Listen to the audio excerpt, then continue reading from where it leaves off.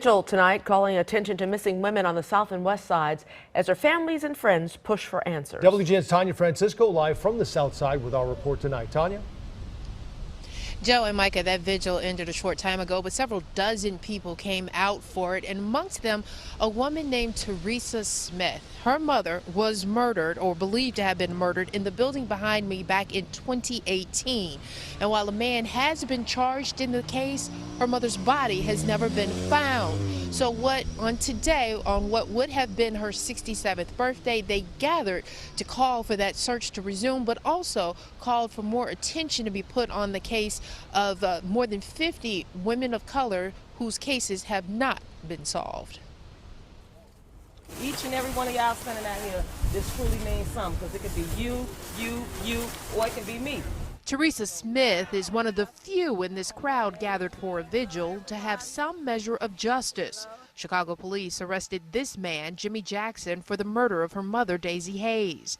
Surveillance video shows Jackson pulling a suitcase from her mother's apartment building with what's believed to have been Hayes' body inside and putting it into a dumpster with trash that was eventually shipped to an Indiana landfill. But Smith says prosecutors are refusing to search for her body. Because I was told by the state's attorney's office that it would cost millions and millions of dollars to go out there and search for her. And all we want is her body, so we can put her in her final resting place. And that should not be in a landfill. I don't get no rest this many years and 5 months. I still don't get sleep. A year and 5 months since LaTanya Moore's only daughter, Shantaya Smith, was found dead in a garage not far from her West Side home. Now Moore has dedicated her life to finding Shantaya's killer. No justice, no peace.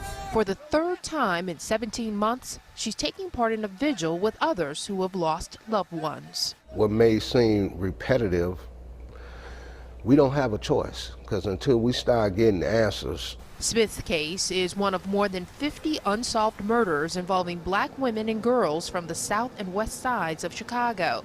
Community activist Reverend Robin Hood believes there's a predator or predators at work. They're watching. They know there's 750 unsolved murders in Chicago. They know that the police are not solving cases with crime, so they take advantage of that. So it's up to us to shine a light on that. It's up to us to sound the horn that we can't continue to go down this road. We have to solve these cases. Earlier this year, Chicago police said they were conducting a comprehensive review of the missing women's cases. We reached out to them today to get an update. We have not heard back from them, but this summer they said that they had not found any physical evidence linking any of the victims. In the meantime, the group that gathered for this vigil here tonight are now calling on State's Attorney Kim Foxx and Chicago Mayor Lori Lightfoot, two of the most powerful African-American women in this city, as this group points out, to help them and get involved in this fight for justice. I'm live this evening in Woodlawn. Tanya Francisco, WGN News.